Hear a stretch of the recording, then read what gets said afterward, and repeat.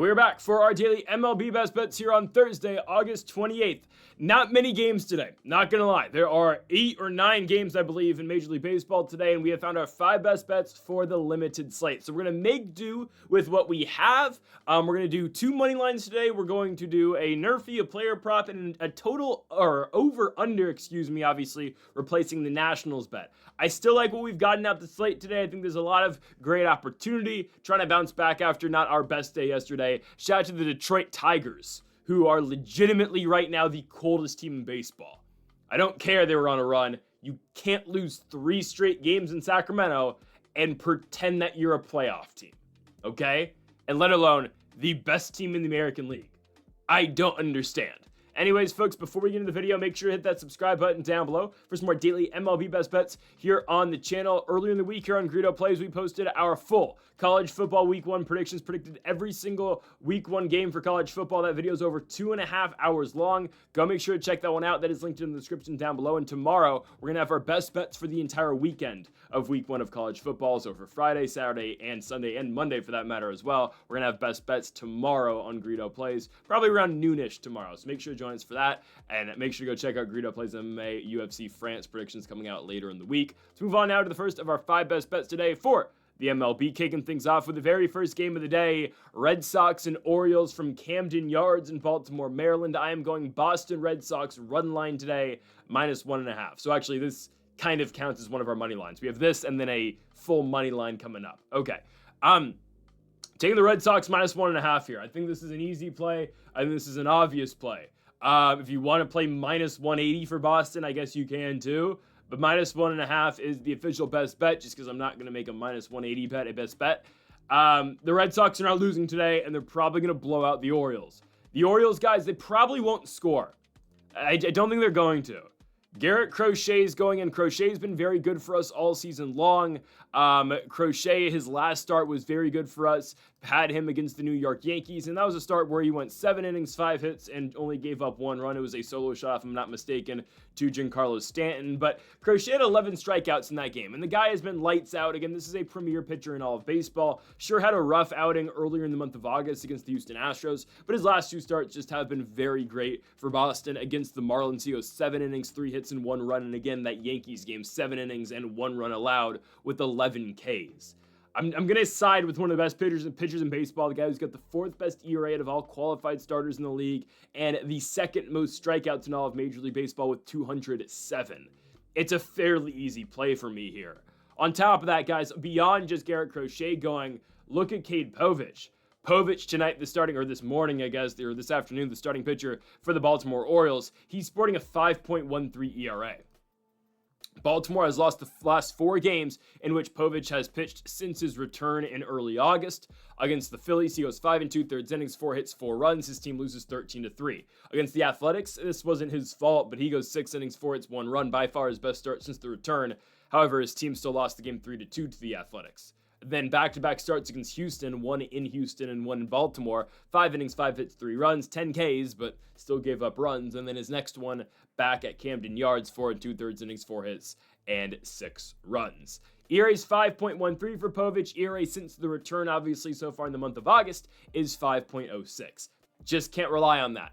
Lefty going against this Boston lineup. There's a lot of righties who should be able to take over, obviously. And sure, yes, right, the Red Sox still have their fair share of left-handed bats. Obviously, the ones that stick out are a guy like Roman Anthony, a Jaron Duran, Nathaniel Lowe if he's in the lineup. But now you get the right-handed specialists. Guys such as Romy Gonzalez get to enter the lineup and, bat higher up in the order. Obviously, Alex Bregman, Trevor Story. These are guys, again, who should destroy left-handed pitching and mediocre left-handed pitching at that. And on the flip side, obviously, you get one of the best left-handed pitchers in all of the game of baseball in Garrett Crochet against a Baltimore lineup that has really good left-handed bats. We're talking about Jackson Holliday. We're talking about Ryan Mountcastle. I mean, again, I like some of the guys in the Baltimore lineup. I like Jeremiah Jackson a lot. I'm really happy that Jackson's gotten to establish himself as a major league starter, at least this year. But you got too many lefties in this Baltimore lineup. That it's just going to make it really tough against Garrett Crochet, right? I mean, again, Henderson, Holliday, Cowser, so many left-handed bats. On top of that, Aroldis Chapman can pitch today, right? Chapman pitched on Monday, pitched on Wednesday. If they need him today, we will get Chapman coming out the bullpen to notch in a save, hopefully, for when Boston's either up 2 or 3 runs. Now, Crochet's been great. Chapman hasn't given up a hit in, 47 at-bats, is it? It's crazy. He hasn't given up a hit since the last time he gave up a run. It was a solo shot back on Wednesday, July 23rd. He gave up a solo home run, I believe, to, was it Realmuto took him yard? I think it was JT Realmuto that took him yard. That's crazy. But again, it's been since late or mid-July since Aroldis Chapman's given up a single hit, let alone a run.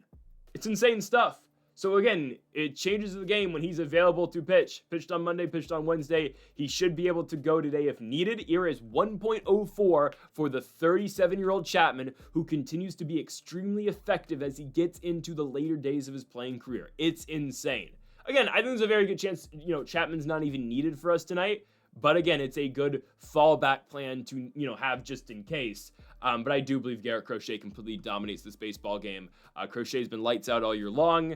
Has pitched against Baltimore once this season, and it was in Baltimore, and he went 8 innings, 4 hits, and 0 runs. That was back on April 2nd, but still, Crochet's been dominant against this team. He's been dominant all season long, and I believe Crochet, who is he's still in it in the Cy Young race. It's probably Scooball's award, but hey, Scooball gave up 6 runs against the A's, albeit only 1 of those were earned, but hey, he still gave up the grand slam to Shea Langeliers. Crochet can still make a push for the Cy Young. And I believe the Red Sox are going to win this baseball game, and I believe they're going to cover the 1.5 runs as well. This feels pretty free to kick off the day. It can be Boston minus 1.5. Yes, they will sweep Baltimore in Maryland. The Red Sox are just that much better, and you literally get potentially the worst pitcher in the rotation for the Orioles against the best pitcher, obviously, for the Red Sox and Crochet. Easy money, Sox minus 1.5. On now to our second best bet of the video. Let's go to our best player prop of the day. Kyle Freeland? Yeah, really? Yes. We're going Kyle Freeland. Over on strikeouts today, the line is set at 3.5 at minus 115. I'm going with the Denver, Colorado native, obviously pitching for his hometown Rockies, taking Freeland here. Now, we did get to talk about Kyle Freeland. I don't think it was his last start. I think it was 2 starts ago, where we spoke about Freeland. No, I think it was his last start. Regardless, no, it was 3 starts ago. But we talked about Kyle Freeland when he pitched against the St. Louis Cardinals and he came through for us with the nerfy. This guy at one point in time was a very effective pitcher in the major leagues, right? In 2018, he had an 8.4 WAR season. His ERA is 2.85. Now, it has all come, crashing down since for the lefty and Kyle Freeland. However, we've seen some moments of, I don't know if greatness is the right word, but we've seen some serviceable games out of Kyle Freeland recently. Really, the only one is that one nerfy bet in St. Louis against the Cardinals. But he did go 7 1/3 innings, 5 hits, and 0 runs in that game. However, he only had 2 strikeouts in that one. His best start of the season, he had 2 Ks. But since that game, Kyle Freeland has gone over the 3.5 strikeout mark in both of them. Against the Dodgers in a game where he only went 4 innings, 6 hits, and 2 runs, Kyle Freeland had 5 strikeouts. And then in his last start in Pittsburgh at PNC Park last Saturday, 5 innings, 7 hits, 5 runs, 6 Ks. So I don't know what got into Kyle Freeland, but since, again, he had that great start where he went out and got 22 outs against the St. Louis Cardinals on the road at Busch Stadium, he has been pretty good with the strikeouts. I do believe that is somewhat of an outlier, though. I look at a lot of Kyle Freeland's starts. Usually, he does sometimes have starts where he gets 2 strikeouts or 0 strikeouts like he did in that 3-inning outing against the Cleveland Guardians, but those are harder to find. Usually the baseline for Kyle Freeland is 4 strikeouts. That is usually where you're going to see him bottom out on, usually, for strikeouts. And look at the line today. It's 3.5. I love this a lot. Now, again, Colorado is finishing up this series at Minute Maid Park in Houston, Texas against the Astros. These 2 teams have split the first 2 games of the series. Obviously, Yordan Alvarez returned yesterday and hit a home run. Again, one of the best swings in baseball, obviously, Yordan. He's that guy, obviously, and that's going to be huge for Houston as they try to make this postseason push, or obviously as they go into the postseason. They're definitely going to be in. But these 2 teams, Colorado and Houston, have split the first 2 games of the series. The Rockies with a dominant performance on Tuesday against the Astros, winning 6-1, where we saw a great outing out of their starter, Tanner Gordon. Now, we had the nerfy in that spot with Gordon and Hunter Brown, and this is kind of why I'm going with Kyle Freeland here. We saw Tanner Gordon, by the way, the Rockies were a plus 285 underdog in that game in Houston. But we saw Tanner Gordon, who came into that game with a 7 ERA, completely shut down Houston and get 5 strikeouts in the process. Again, goes 6 innings, gives us up 6 hits and 1 run, walks 3 guys, but there are the 5 strikeouts as well. We only need 4 out of Kyle Freeland, who I would argue has better strikeout stuff than Gordon. On top of that, look at what Chase Dollander did last night. The former Tennessee Volunteer goes into Houston, 6 innings, 3 hits, 1 run, 4 walks. It's always been a problem for Dollander, not just here, but obviously at the collegiate level as well, the walks. However, 7 Ks for Chase Dollander, who came into yesterday's game with the 7 ERA. So there's a common theme between him and Gordon. Well, Kyle Freeland is not much better, but Freeland's ERA this season is 5.3. It's better than both Dollander and Gordon. And I'd argue Freeland has better strikeout stuff than Gordon. Probably not Dollander. Like, Dollander at his best can be really solid. We just knew, I knew at least, it sucked for Chase Dollander. When he got drafted to the Colorado Rockies, we knew it was over for him. Let's just be honest. Like, you get drafted to Colorado, especially as a guy who's dealt with injury problems and control issues. Oh, you leave a ball over the center of the plate, it's going 450 feet. Now, Chase Dollander's record in his rookie season is 2-11. Brutal with now a 6.55 ERA. But the point I'm trying to make here is, though, Dollander didn't have his best start. Walked 4, actually for Dollander, this has been pretty good this season, but still walked 4 guys, goes 6 innings, strikes out 7 batters. Tanner Gordon does all right as well, but again, only goes, 5 innings, still gets 5 Ks. This should be easy for Kyle Freeland. Against a, Astros lineup where there's strikeout potential. Don't forget, Yordan Alvarez was not hitting all that well prior to the injury. Now, yesterday he comes back, he goes 1 for 2 at the home run, but that's a lefty-lefty spot for Kyle Freeland, right? You're going to get guys in the lineup that are going to strike out. Carlos Correa will strike out. Christian Walker, 100% will strike out. Cam Smith will strike out. Dubon will strike out. Their center fielder they played yesterday, Jacob Melton, struck out twice. He's a 156 hitter in the year of 2025 so far. And he's a lefty, so I probably won't see him today. But still, there are guys in the lineup. Jesus Sanchez probably will be in the lineup, even with the lefty 100%. That's a lefty-lefty matchup and a potential strikeout spot for Kyle Freeland. So my point being, you look at the way Tanner Gordon and Chase Dollander pitched in Houston, and now you get Kyle Freeland, who I'd argue has better strikeout stuff at least than Gordon. Again, veteran, had an 8.7 WAR season back in the day. I'm just saying. I think he's able to get strikeouts against this Astros team. Again, if Dollander's able to get 7, and if Gordon's able to get 5, I'd expect Freeland to be able to get 4. The line is at -115 for the Rockies starter tonight. The southpaw Kyle Freeland, I believe he goes over that line at -115 for the Rockies starter. We go on now to our third best bet of the video. We move to our daily nerfy. Okay. We're going to go Cardinals and Pirates. Now, usually, and I've gone through this one before, I'll say this one more time. Usually, when we look at nerfies, we try to pick the best possible pitchers. We had Tarek Skubal the other day, right? We've always gone to Garrett Crochet, Nathan Eovaldi. Those guys have been superheroes or superstars, I'll say, for the nerfies on the channel here in 2025. This is not the case tonight, okay? The case tonight is 2 bad offenses, right? Just are. We are completely relying on the fact we don't think either of these teams can score in the first inning, not because of how great the pitchers are and how locked down the pitchers are. Nah. We're doing this because we believe the lineups are that bad. And let's just be honest. Pittsburgh's lineup sucks, okay? It does. Yesterday, the nerfy hit in this game, by the way, it was Carmen Moldinsky, however you say his name, and Sonny Gray pitching.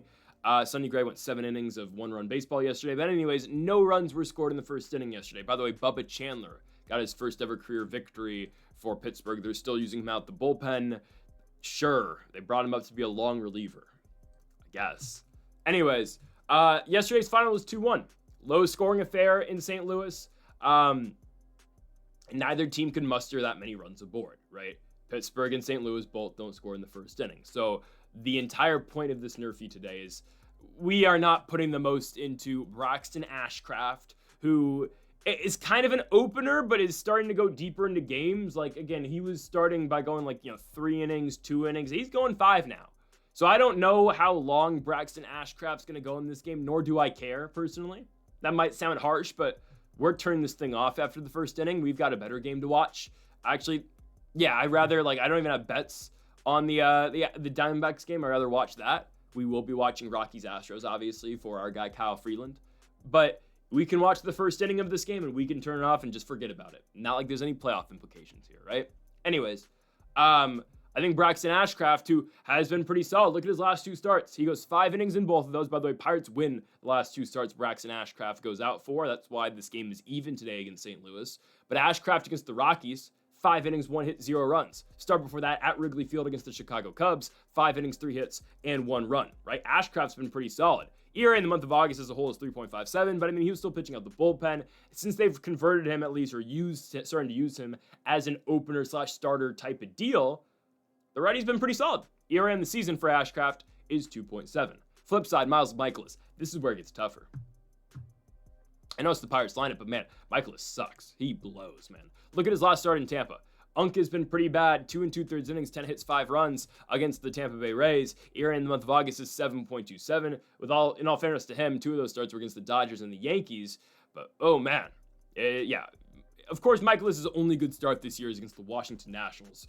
Back on July 10th, where he went 5 2/3 innings, 2 hits, and 0 runs. And he also pitched against the Nats back in DC in May. And he was lights out against the Nationals. Because of course. Anyways, Mikolas, yes, he will give up runs. We are just hoping that the Pirates lineup is not able to take advantage of that. Who is Pittsburgh batting at the top of the lineup? Jared Triolo, Spencer Horwitz, Brian Reynolds, Tommy Pham. Now, Tommy Pham's been hot, right? Since Tommy Pham, accused the entire Toronto Blue Jays lineup of taking steroids, he's been on fire, right? Tommy Pham is batting .265. Now, in all fairness, Pham's been pretty good all year. I thought he was going to get traded at the deadline last month. But Tommy Pham has been solid. He's the one guy, I can't believe I'm saying this in 2025, he's the one guy at the nerfy that I'm kind of scared about. Brian Reynolds has been heating up. Like, Reynolds was at, he was at like a 220 average for most of the season. He's got it up to the mid-240s now. Spencer Horwitz can kind of hit sometimes. Clutch has kind of cooled off. O'Neal Cruz has been bad in 2025. It's just, there's not too many guys to worry about. The problem, again, though, is not the Pirates lineup. It's Unk pitching the 37-year-old Miles Mikolas. Ashcraft's got tougher matchups, don't get me wrong, with the Lars Nootbaar, with the Ivan Herrera, with the Alec Burleson, Wilson Contreras, Nolan Gorman. However, he's the better arm, and you look at his last, 10 innings pitched in his last 2 starts, he's been really productive. 1 run given up in the last 10 innings. We're going to take that. And sure, it's Colorado. Yeah, well, he goes to Wrigley Field and does the same exact thing and gives Pittsburgh the victory at Wrigley Field against the Chicago Cubs. I'm going to take that out of Braxton Ashcraft, and we're just going to have to hope a little bit for Miles Mikolas. Hopefully Miles Mikolas goes out there and gives us that, veteran grit, shows the toughness, gives us a, real gritty outing. And again, we don't care what happens after the first inning. We just need him to get the first 3 outs. Hopefully, again, that doesn't get spoiled by Tommy Pham, because that's probably the guy I'm concerned of the most. Maybe him or Brian Reynolds. But I'm going to take Unk here in Miles Mikolas to get us 3 outs in the top half of the first inning. And then Braxton Ashcraft is going to come clean it up in the bottom of the first, getting 3 outs as well. Give me the nerfy today from Busch Stadium in St. Louis, Missouri. Cardinals Pirates nerfy today at -115. We move on now to our fourth best bet of the video. Let's go to our second money line. Well, we played a run line earlier. We're going to play a money line here. -110, Cubs, Giants, even odds. Where are we going? Are we going to go Chicago again? No, we're not taking the Cubs. Can't believe I'm doing this. I'm going to regret this, aren't I? Give me the San Francisco Giants. What have I come to? I'm betting on the San Francisco Giants to win a baseball game. And we're betting on the San Francisco Giants to sweep the Chicago Cubs? Yeah, I am. I usually say, it's so tough to sweep a team in baseball. Oh, it is. Today we're going with 2 sweeps with the Red Sox and the Giants. Now, hear me out. This is going to make sense. And, well, I'm going to stop using the expression, it's hard to beat a team 3 times. I just watched the A's bitch the Tigers in 3 straight games in Sacramento. Make it make sense. Baseball's weird, man. It is. Anyways, I think the Giants actually sweep the Cubs. 2 very good pitchers go today. Don't get me wrong. Shota Imanaga and Logan Webb are both pitching today. And normally, trust me, we pick a lot of Giants games, primarily because I live 45 minutes away from the stadium. We pick a lot of Giants baseball games, but we usually fade Logan Webb. I understand how great Logan Webb is. I once earlier in the year called Logan Webb a top 5 pitcher in baseball. He's not that. He's top 10-ish, top 15-ish. The reason why we usually bet against Logan Webb is not because of Logan Webb. It's just, okay, his team never gives him run support. Well, he's gotten that in 3 out of his last 4 starts. And really, that bad start was against the Padres. Look at the other 3 out of his last 4 in Pittsburgh. Webb goes 6 innings, 7 hits, 1 run. Team gives him 8 runs of support. Against the Rays last Sunday, Heliot Ramos bobblehead day last Sunday, or 2 weeks ago Sunday. 7 innings, 3 hits, 0 runs against Tampa. And then his last start in Milwaukee, Webb goes 6 innings, 5 hits, 1 run. Again, his team wins 7-1 in both those games against Tampa and Milwaukee. Logan Webb's getting run support now, and that makes him even more dangerous, obviously, because now he can pitch in meaningful spots. Logan Webb's ERA this season is 3.13, and when Webb is on, he's on. And just look at the way the Cubs are hitting right now. It's atrocious. Yesterday, 5 hits. Well, hell, I'm serious. I think all five of those hits came in the first 5 innings. Innings 6 through 9, they do nothing. Guys, in the second inning yesterday, Nico Hoerner launches a baseball in the left field. No doubt off the bat, off of Wisenhunt. You're thinking, okay, Cubs are going to win. I was feeling pretty good about it. And then, here comes the bottom of the third. We get shafted on a strike 3 call, but that's neither here or there. That might have been the A's game. I was watching both at the same time. No, we got shafted on a strike 3 call in both of those games, actually.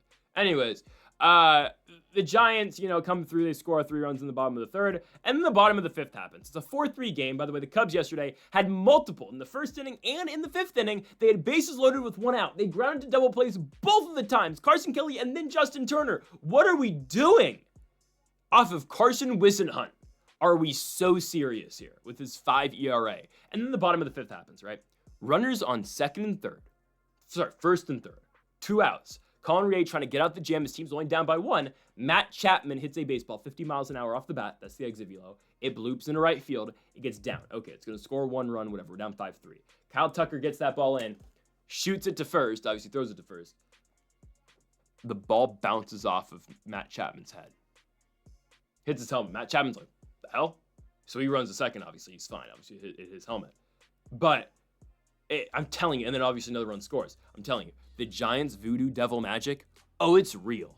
Don't let their 65 and 68 record confuse you, okay? They'd be 15 games under 500 if they did not have the power of the devil working for them, okay? I'm so serious. I don't know what resides in San Francisco, California. It's an odd place, don't get me wrong. It's a really weird and odd place. Something's working for the Giants, man. And all of a sudden now, San Francisco's won 4 straight games. They go to Milwaukee, win 2 of 3. And now they're going to sweep the Cubs. Guys, Rafi Devers is swinging a very hot bat right now. Devers has really come on as a Giant. Yesterday, he goes 4 for 4 with 2 home runs and 5 RBI. With the double in there, 2 doubles in there. 2 doubles, 2 home runs, and a single. No, 2 home runs and 2 doubles. That was it. And a sacrifice fly, I think he had. Do you have a sac fly? No, just 2 home runs and 2 doubles and a walk for Rafael Devers yesterday. What? Now, I know Shota's going. Shota Iminaga is going today for Chicago. He's great. He is. I can't believe I'm saying this. I believe more in the Giants lineup right now than I do Chicago's. Chicago's lineup's horrible. They do not hit with runners in scoring position. They cannot hit with runners on. They are the worst clutch hitting team in baseball. That's obviously an over-exaggeration, but every time I've watched the Cubs over the last 2 weeks, they've been horrible in clutch spots. That game with Matt Boyd pitching against Max Scherzer in Toronto, they had so many opportunities to win that game, they could not come through. You watch over the course of this Giant series, they have not come through. I don't care. I get it. Shota's been good. ERA is 2.33 in the month of August. Yeah, ERA of 2.33 in the month. He's 1-3 in the month. His team doesn't get him runs. The only team he's beat so far in the month is the Pirates. Can't believe I'm saying this. The Giants are going to get hits tonight. Elliot Ramos. Willy Adames kind of comes on sometimes against left-handed pitching. Okay? Rafi Devers is hitting everybody right now.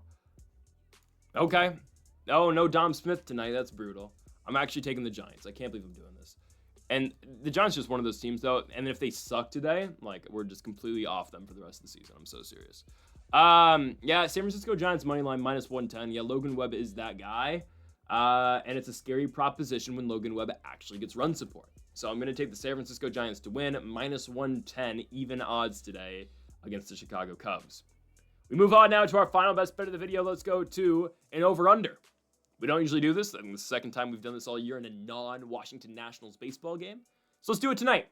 Over 9.5 total runs for one of the night games at 4:10 Pacific at least, between the Miami Marlins and the New York Metropolitan. Nope, sorry.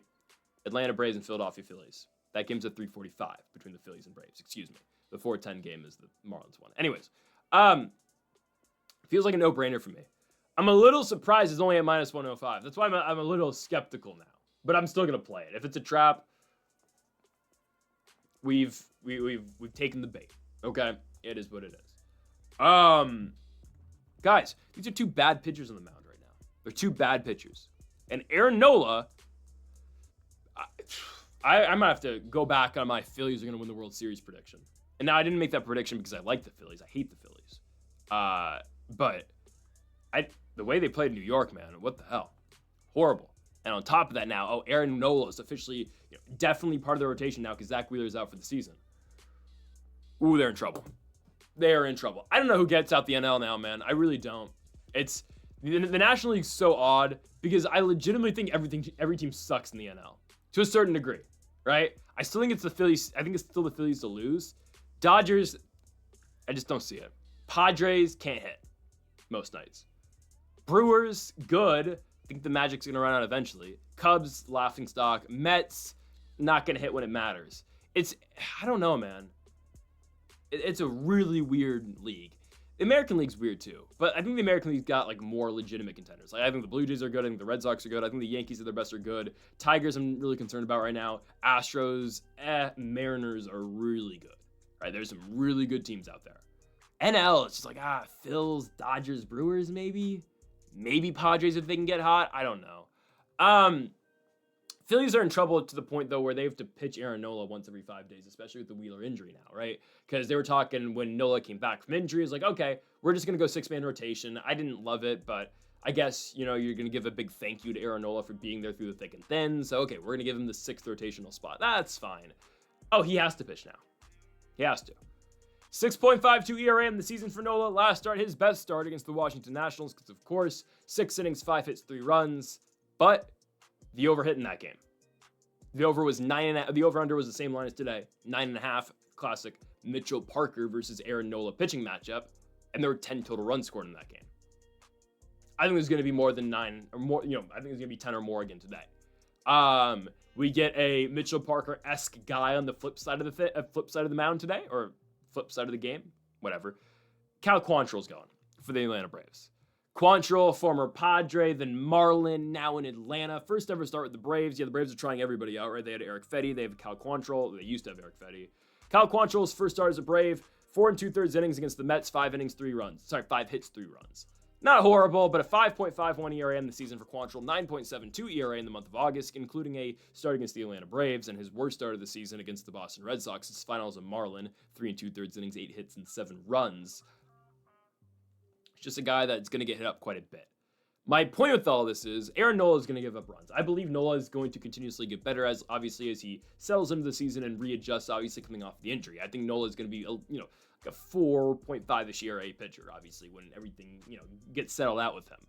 As of now, though, he's still trying to figure things out, still trying to tune some things. He's going to still give up runs, especially against an Atlanta lineup that yesterday they scored, 13 runs on the Miami Marlins? Everyone's going in that lineup right now. Drake Baldwin, Ronald Acuna, Michael Harris. There are guys who are going to hit and hit early in counts in that lineup. On top of that, the Philadelphia Phillies, they are coming off a series where they got swept 3 straight games in Queens against the New York Mets. They are, I would hope, pissed off and fired up.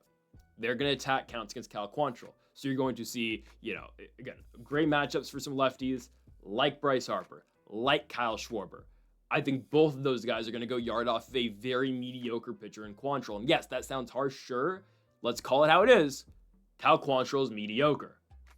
It really, to me, screams, okay, Harper's going to get going. Schwarber is going to get going. Harrison Bader's hitting the ball very well. Obviously, he's not a lefty, but I just expect a lot of runs today. I do.